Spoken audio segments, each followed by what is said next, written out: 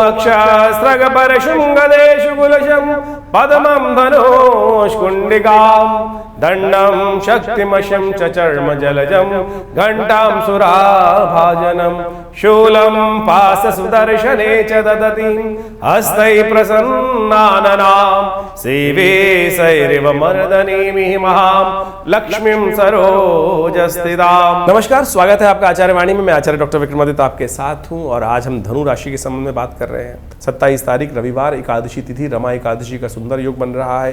ध्यान रखिएगा, इस दिन अश्लेषा और मघा नक्षत्र विद्यमान रहेंगे। 26 को अश्लेषा, 27 को मघा नक्षत्र है। ये गंडमूल के अंतर्गत आते हैं। जो जातक ऐसे में जन्म लेते हैं उनकी मूल शांति उनके माता पिता परिवार को अवश्य करानी चाहिए। कई बार ये उपाय छूट जाता है और बच्चा और परिवार जीवन पर्यंत कष्ट में रहता है।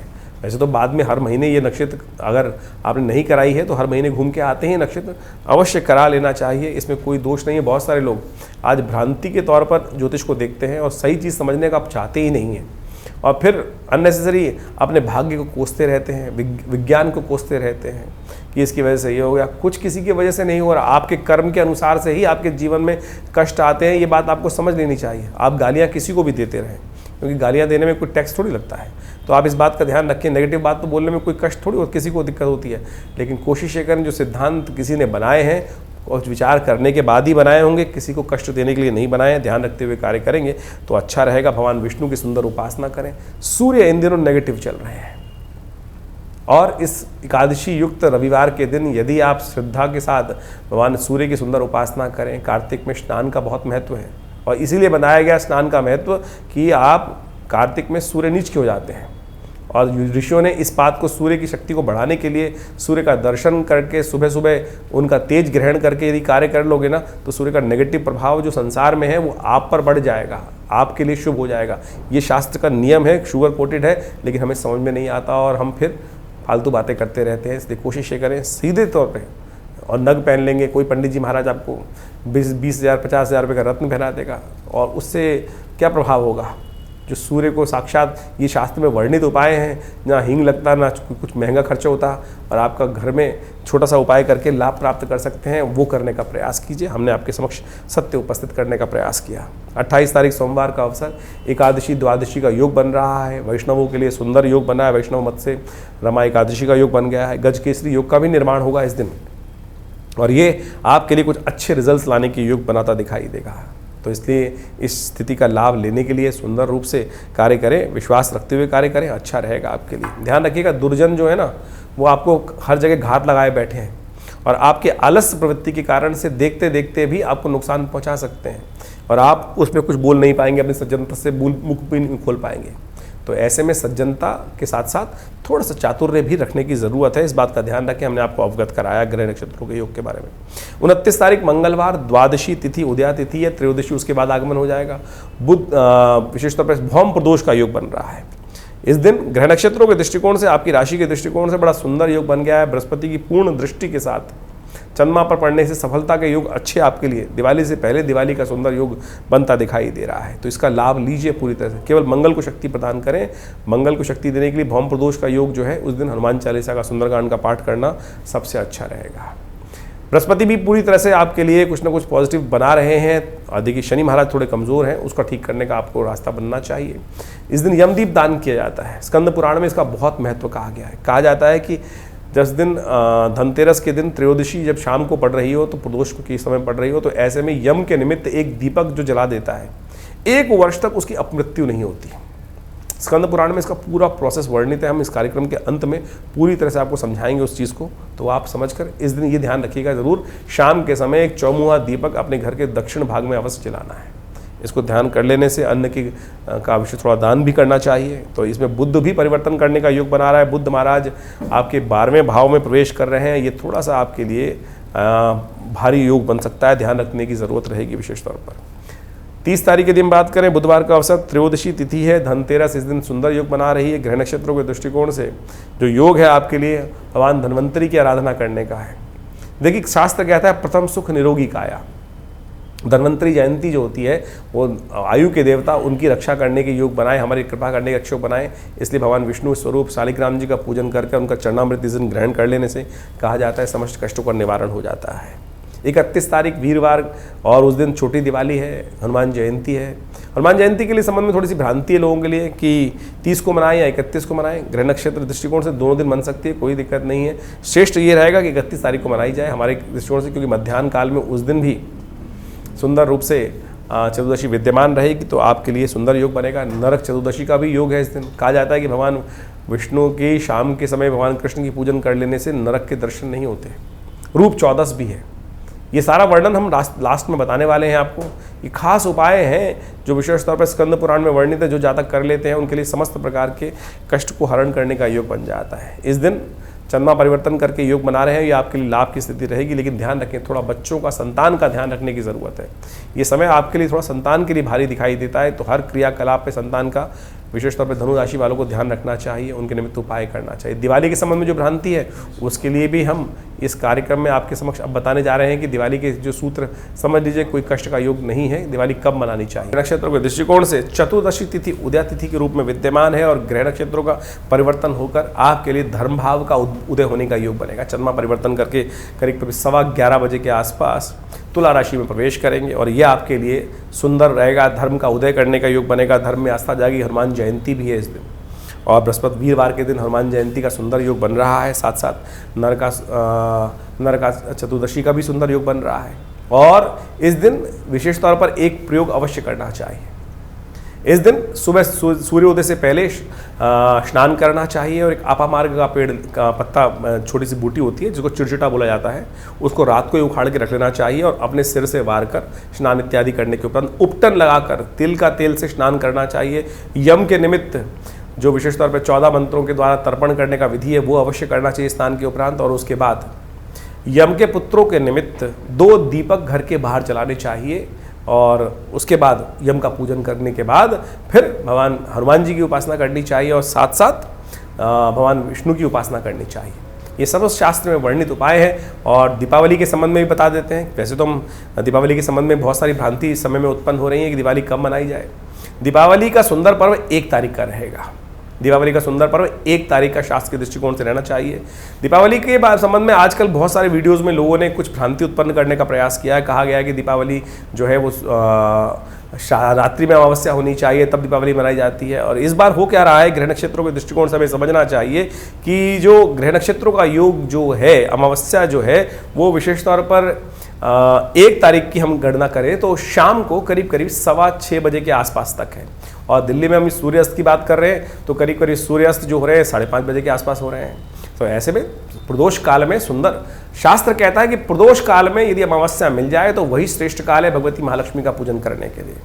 जो लोग भ्रांति उत्पन्न करने का प्रयास करें रात्रि में, प्रदोष काल रात्रि ही का ही प्रथम पहर मान लिया जाता है, तो उसमें रात्रि में अमावस्या मिल रही है, उदय तिथि अमावस्या मिल रही है, तो औचित्य ही नहीं है कि आप 31 तारीख को दीपावली मनाएं। ऐसा कोई शास्त्र में वर्णन नहीं है। कुछ लोग भ्रांति उत्पन्न करने का प्रयास कर रहे हैं और वो कह रहे हैं प्रदोष काल में उस दिन पहले ही मिल जाएगा। उदय तिथि मिल रही है और प्रदोष काल में जा रही है 1 तारीख को अमावस्या, तो फिर किस बात का? स्वाति नक्षत्र भी जो विद्यमान है वो रात्रि में मिल रहा है, तो फिर क्यों विशेष तौर पर हम भ्रांति में फंसे? कुछ लोग तथाकथित तौर पर ज्योतिष को गलत रूप से उपस्थित करने का प्रयास कर रहे हैं। शास्त्र में वर्णित है प्रदोष काल में जिस दिन अमावस्या शुद्ध रूप से विद्यमान है और धर्म सिंधु, निर्णय सिंधु इत्यादि में इस बात को प्रतिपादित किया गया है, तो आप इस बात का ध्यान रखते हुए कार्य करें। कुछ लोग जबरदस्ती धर्म के प्रति भ्रम उत्पन्न करने का प्रयास करते हैं। 1 तारीख को ही दीपावली का सुंदर पर्व रहेगा, उसको इसी प्रकार से मनाने का प्रयास करेंगे तो बहुत सुंदर रहेगा। महालक्ष्मी की सुंदर पूजन 1 तारीख को ही रहेगा। तो अभी आपने दिन पर दिन किस प्रकार के ग्रह योग बनेंगे उसको समझा। अब ये समझ लीजिए कार्तिक का महीना यह बड़ा अद्भुत महीना है।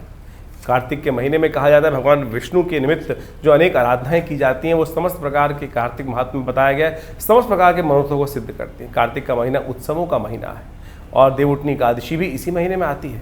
तो इसलिए इस पूरे मास में भगवान विष्णु की यथाशक्ति यथाश्रद्धा पूजन करने का हमें प्रयास करना चाहिए। दिवाली, अनेक प्रकार के उत्सव वो सब इसके अंदर आ ही रहे। अहोई अष्टमी, करवा चौथ, ये सब के सब इसमें आए। अभी आपने सब इसके बारे में महत्व सुना। अभी आने वाले समय में विशेष तौर पर देवउठनी एकादशी, तुलसी पूजन, समस्त प्रकार के अद्भुत उत्सव इसमें आएंगे। देव दिवाली का भी सुंदर उत्सव भी इसी कार्तिक के महीने में आता है।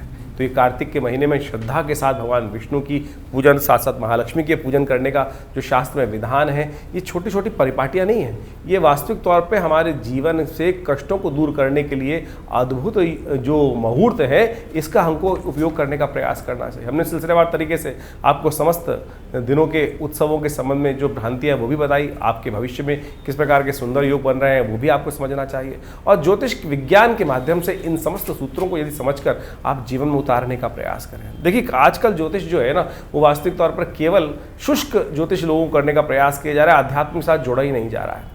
वैदिक ज्योतिष, आपने कॉन्सेप्ट सुना होगा वैदिक ज्योतिष का। वैदिक ज्योतिष को वास्तविक तौर पर पुरानी कथाओं के माध्यम से ही समझाया गया है, और हर चीज़ को, हर सूत्र को हमारी भारतीय संस्कृति में कथा के साथ जोड़ दिया गया है। उस कथा का आदि भौतिक, आदि दैविक अर्थ भी होता है। यदि उन अर्थों को समझकर आप उन सूत्रों को समझ लें कि किस प्रकार से हमें कौन कौन से उपाय कर लेने चाहिए जो हमारे जीवन में कष्टों का निवारण करें, वही इस ज्योतिष का उद्देश्य है। और उन समस्त सिद्धांतों को ही हम इस कार्यक्रम के माध्यम से आपके समक्ष रखने का प्रयास करते हैं। तो जो उपाय हमने बताए, चाहे वो दिवाली के उपाय हों, चाहे वो धनतेरस के उपाय हों, और धनतेरस के दिन विशेष तौर पर शास्त्र के दृष्टिकोण से जो हमने आपको बताया कि यमदीप दान का एक मुहूर्त बताया था आपको। दिवाली का ही मेन उत्सव है, उसको अच्छे से समझ लें कि किस प्रकार की हमारे यहाँ दिवाली 1 दिन की या 2 दिन की दिवाली नहीं होती। आमतौर पे क्या होता है, छोटी दिवाली, बड़ी दिवाली एक भ्रांति के रूप में लोगों के मनोमस्तिष्क में आ जाती है, लेकिन दिवाली भारतीय संस्कृति में 5 दिन की मनाई जाती है, जो धनतेरस से आरंभ होती है और विशेष तौर पर जाती है भैया दूज तक।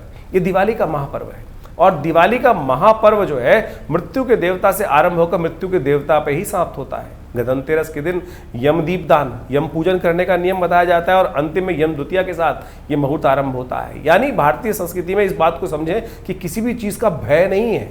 यानी यम का मतलब मृत्यु के देवता, उनके भी पूजन करने का शास्त्र में नियम बताया गया है। और यदि आप यमदीप दान कर लें, कहा जाता है कि 1 वर्ष तक, यानी इस यमदीप दान से अगले यमदीप दान तक, यानी कार्तिक मास के जो कृष्ण पक्ष की त्रयोदशी से लेकर अगले वर्ष की त्रयोदशी, कृष्ण पक्ष की जो कार्तिक की त्रयोदशी तक अपमृत्यु होने के योग नहीं बनेंगे, केवल 1 दीपदान यदि कर लिया जाए। सूत्र भी समझ लीजिए किस प्रकार से शास्त्र के अनुसार से उसको बताया गया है। शास्त्र के 29 तारीख को ये योग हमने जो बताया आपको, उस दिन यम दीपदान का सुंदर मुहूर्त बन रहा है, और विशेष तौर पर 29 तारीख से ये आरंभ हो जाएगा, क्योंकि शाम के समय प्रदोष काल में उस दिन त्रयोदशी आ जाएगी, तो उस दिन से ये योग बन के आरंभ हो जाएगा। उस दिन से यदि आप इन उपायों को कर लें तो शास्त्र के दृष्टिकोण समझिएगा अद्भुत रूप से योग बन जाएगा। इस बार दीपावली का जो उत्सव है 29 तारीख से आरंभ हो रहा है, यम दीप दान से उसको करने का प्रयास करना चाहिए। उस दिन 29 तारीख की शाम के समय एक सूत्र समझ लें, एक अद्भुत रूप से क्या शास्त्र बताया गया है कि उस दिन एक दीपक,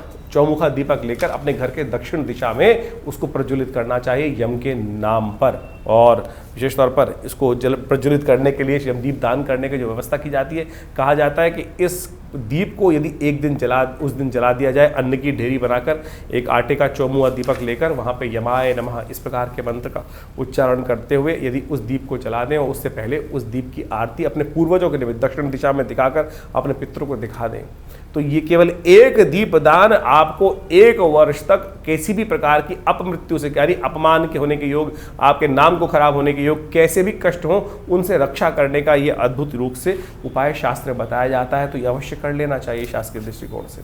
और इसके बाद अगले दिन धन्वंतरी भगवान का सुंदर पूजन रहेगा, जो 30 तारीख को रहेगा बुधवार के दिन। जिस प्रकार से हमने आपको बताया, भगवान धन्वंतरी कौन? आमतौर पे लोग इस उत्सव को कटोरी लाने का या बर्तन लाने का उत्सव मना लिया है। धन्वंतरी वास्तविक तौर पे अमृत कलश लेकर जो उपस्थित हुए उस सागर मंथन से, वो देवता माने जाते हैं। धन्वंतरी आयुर के देवता है, अमृत को प्राप्त कराने वाले देवता है, उनका पूजन करने का शास्त्र में विधान है। और वास्तविक तौर पर यदि उनका पूजन रूप से किया जाता है, नहीं तो आज की तारीख में, पुराने ज़माने में धन का जो वास होता था वो बर्तनों में होता था, क्योंकि वो वास जो बर्तनों में होता है वो विशेष तौर पर या तो हमारे चांदी के बर्तन होते थे या विभिन्न समृद्धि के बर्तन होते हैं। आज की तारीख में तो लोहे के बर्तन हैं। यदि उनको घर ला रहे हैं तो शनि को घर लाने का प्रयास कर रहे हैं। तो इसलिए इसको बर्तनों का उत्सव ना बनाएं, सुंदर रूप से शास्त्र के विधान के अनुसार से सुंदर उनका पूजन करके आरंभ करने का प्रयास करें तो बड़ा सुंदर रहेगा। उस दिन जो 30 तारीख को योग बन रहे हैं, त्रयोदशी उदयातिथि के रूप में विद्यमान रहेगी, सुंदर पूजन उनका करने का प्रयास करें तो अद्भुत रूप से आपके कल्याण के योग बनेंगे। भगवान धन्वंतरी का सुंदर पूजन करें, भगवान विष्णु के स्वरूप में उनका पूजन किया जाता है शास्त्र के दृष्टिकोण से, और वो आयुष को प्रदान करने वाला माना जाता है। 31 तारीख को छोटी दिवाली का भी पर्व है जिसको कहा जाता है हनुमान जयंती। नरक चतुर्दशी का सुंदर योग पड़ रहा है। कहा जाता है इस दिन सुबह सुबह जब सूर्य उदय से पहले स्नान कर लेना चाहिए और अपने पूरे शरीर पर तेल का मर्दन करना चाहिए। तिल के तेल का मर्दन करना शास्त्र में बताया गया है। और एक अपामार्ग का पेड़ होता है, कहा जाता है कि इस अपामार्ग के पेड़ को अपने सिर पे से वार कर रख देना चाहिए एक तरफ, जिससे नज़र बजर अलाय वलाय सब निकल जाए। और सूर्योदय से पहले इस प्रोसेस को करने का नियम शास्त्र में बताया गया है। और उसके साथ साथ जैसे ही सूर्योदय से पहले स्नान करने के उपरांत अपने घर के बाहर मुख्य दरवाजे पर 2 दीपक, जिनको यमराज के रूप में ही उपस्थित किया जाता है, 2 श्वानों के रूप में उनको 2 दीपक वहाँ जला दी जाते हैं और उनको जला के रख देना चाहिए और उनका पूजन। ये पूरा यमदीप दान हुआ इस बार, क्योंकि यमदीप दान एक दिन पहले पड़ रहा है, लेकिन आमतौर पर यदि त्रयोदशी पूरी रात प्रदोष काल तक विद्यमान होती है तो शाम को यमदीप दान किया जाता है। लेकिन ये यमदीप दान जो है वो एक दिन पहले इस बार हो गया है। तो इसका जो 31 तारीख को सुबह सूर्योदय से पहले इस प्रोसेस को पूरा किया जाएगा। और कहा जाता है इस प्रोसेस को यदि पूरा कर लिया जाए तो समस्त प्रकार के कष्टों का निवारण करने का योग बनता है। इसके साथ साथ हनुमान जयंती मध्य पर्व में आएगी। दोपहर के समय सुंदर रूप से हनुमान जी का सुंदर चूरमा बनाकर घर में भोग लगाएं उसके बाद, और उनका पूजन करें बड़े आनंद के साथ। और साथ साथ नरक का भी संहार भगवान कृष्ण ने इसी दिन किया था, तो उनके निमित्त विशेष तौर पर सुंदर पूजन करने का, शाम को शालिग्राम भगवान का पूजन करते हुए कार्य किया जाना चाहिए। और इस दिन अभ्यंगम का भी शास्त्र रूप चौदस भी कहा जाता है। तो उपटन लगाकर, जो सुबह सुबह का प्रोसेस है कि जो तिल के तेल में उपटन लगाकर अपने पूरे शरीर पर मर्दन करना, उसके बाद यम के निमित्त तर्पण किया जाता है 14 मंत्रों से, जो दक्षिण की दिशा में बैठकर 14 मंत्रों के द्वारा तर्पण करने की शास्त्र में विधि बताई गई है। यम के समस्त 14 मंत्रों का उच्चारण करते हुए वो तर्पण अवश्य करना चाहिए। ये अभ्यंग जो विशेष तौर पर जो रूप चौदस का पूर्ण विधि बताया गया, उसके बाद 2 दीप जलाए जाते हैं घर के बाहर सूर्योदय से पहले पहले मुख्य दरवाजे के दोनों भागों पर। तो अवश्य इसका पूर्ण नियम करना चाहिए। और 1 तारीख को दिवाली का सुंदर पर्व रहेगा। ये दिवाली का पर्व बड़ा आनंददायक पर्व है, लेकिन कुछ लोगों ने भ्रांति उत्पन्न करने का प्रयास कर दिया है कि दिवाली कब मने, 31 तारीख को। क्या कारण क्या है कि लोगों को अज्ञान तो है नहीं। अब जो रात्रि के समय अमावस्या का प्रयोग करते हुए लोगों ने बहुत सारी भ्रांति उत्पन्न करने का प्रयास किया है। देखिए 1 तारीख को सूर्योदय के साथ साथ प्रदोष तक, यानी करीब करीब शाम को 6:15 बजे तक आपको अमावस्या मिल रही है। और प्रदोष काल प्रशस्त है। यदि प्रदोष काल के अंदर सुंदर योग बने तो उस दिन कोई दिक्कत नहीं है, उसका पूजन कर लेना चाहिए। तो शाम के समय यदि प्रदोष काल में जो अमावस्या आपको मिल रही है तो उसमें उसका पूजन किया जाए। 31 तारीख का दिवाली का कोई औचित्य बनता ही नहीं है, क्योंकि उस दिन दोपहर के बाद करीब करीब 3 बजे के आसपास अमावस्या आई और लोगों ने कई भ्रांति उत्पन्न करने का प्रयास कर दिया। स्वाति नक्षत्र भी आपको 1 तारीख को ही मिल रहा है और साथ साथ शाम के प्रदोष काल तक। तो प्रदोष काल में ही महालक्ष्मी का पूजन करना सबसे श्रेष्ठ माना जाता है। प्रदोष काल में अमावस्या है, आपके पास उदय तिथि शुद्ध रूप से विद्यमान है, तो कोई भ्रांति उत्पन्न करने की जरूरत नहीं है। सीधा सीधा सूत्र है कि प्रदोष काल के अंदर जिस सुंदर रूप से उदय तिथि के रूप में अमावस्या विद्यमान है तो उसी दिन दिवाली का सुंदर पर्व रहेगा। इसमें कोई भ्रांति उत्पन्न करने की कतई जरूरत नहीं है। शास्त्र विधि के अनुसार से बड़ा श्रेष्ठ कहा गया है। इसके अगले दिन गोवर्धन का पूजन रहेगा। 2 तारीख को गोवर्धन भगवान विष्णु के निमित्त अन्नकूट का पूजन किया जाता है और प्रदोष काल में भगवान विष्णु का सुंदर पूजन करते हुए भगवान का सुंदर स्तवन करें। भगवान कृष्ण का अन्नकूट इत्यादि का प्रसाद सुंदर रूप से बनाया जाता है। तो वो भी कार्यक्रम जो रहता है वो भी बड़ा अद्भुत रूप से शास्त्र के अंदर वर्णित है और ये सारे के सारे कर्म अवश्य करने का प्रयास करना चाहिए। एक बात और, ये गोवर्धन का जो दिन माना जाता है, जिसके अंदर प्रतिपदा के दिन ये योग बनाया जाता है, कार्तिक मास के शुक्ल पक्ष की प्रतिपदा के दिन, ये वो मुहूर्त है कि जिस दिन जैसा करोगे पूरे आने वाले 365 दिन तक वैसा आपके साथ होगा। और आप समझें कि आमतौर पे क्या होता है, लोग देर तक जागरण करते हैं, उसके बाद सुबह देर में उठते हैं तो पूरा साल ही आलस्य में रहता है। तो इस दिन कम से कम सुबह जल्दी उठकर भगवान का सुंदर स्तवन करें, भगवान कृष्ण का स्मरण करें, समस्त प्रकार से कष्टों को दूर करने के लिए अन्नकूट इत्यादि का पूजन करें, भगवान पर विश्वास रखते हुए कार्य करें और गोवत्स गाय का पूजन करें। गो क्रीड़ा का भी शास्त्र में विधान बताया जाता है, भगवती का पूजन करने का शास्त्र में विधान बनाया जाता है। तो इन सब चीज़ों को करके सुंदर रूप से समय निकालने का प्रयास करेंगे तो बड़ा अच्छा रहेगा। आनंद भाव से रहें, गुस्से में ना रहें, आलस में ना रहें, क्योंकि ये जैसा हमने कहा 365 दिन तक वैसा ही होने के आपके साथ योग बनेंगे। आमतौर पे नए साल के दिन लोगों ने कह देते हैं रेजोल्यूशन पास कर लो, आज जो करोगे वैसा पूरे साल बनेगा। वो 1 जनवरी का नहीं है भाई मुहूर्त, वो विशेष तौर पर कार्तिक के शुक्ल पक्ष की प्रतिपदा के दिन का मुहूर्त है। तो इस दिन यानी गोवर्धन वाले दिन इस बार 2 नवंबर को योग पड़ रहा है। तो आनंद के साथ उस पर्व को मनाने का प्रयास करें। और साथ साथ इसके बाद दीपावली का अंतिम पर्व जो होता है वो होता है यम द्वितीया, भाई दूज का पर्व। कहा जाता है कि यमुना जी भगवती जो यमराज जी की बहन है, और इस दिन यमुना जी ने बड़े सत्कार के साथ यमराज जी को बुलाया था और कहा था कि कभी आप हमारे घर नहीं आते हैं। तो उस दिन यमराज जी ने कहा कि मैं अवश्य आऊँगा, और कहा जाता है शास्त्र के दृष्टिकोण से उस दिन अपने घर में भोजन नहीं करना चाहिए, बहन के घर जाकर ही भोजन करने का नियम है, और बहन भाई की दीर्घायु के लिए उसको तिलक करती हैं।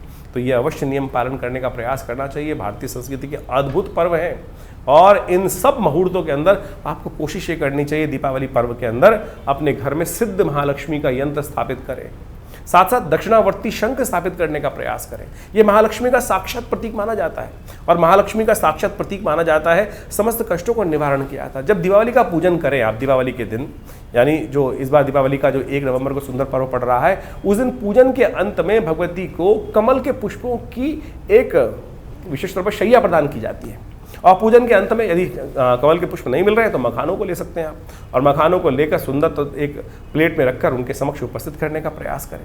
और महालक्ष्मी का पूजन विशेष तौर पर श्री सूक्त के मंत्रों से करेंगे तो बहुत श्रेष्ठ रहेगा। उस दिन यज्ञ इत्यादि करें, आनंद भाव से कार्य करने का प्रयास करें। ये एक सिद्ध मुहूर्त हैं ये सब के सब, तो अवश्य इन सब मुहूर्तों में सुंदर रूप से पूजन करते हुए कार्य करने का प्रयास करेंगे तो अद्भुत रूप से आपके जीवन में समस्त कष्टों का निवारण करने का योग बनेगा।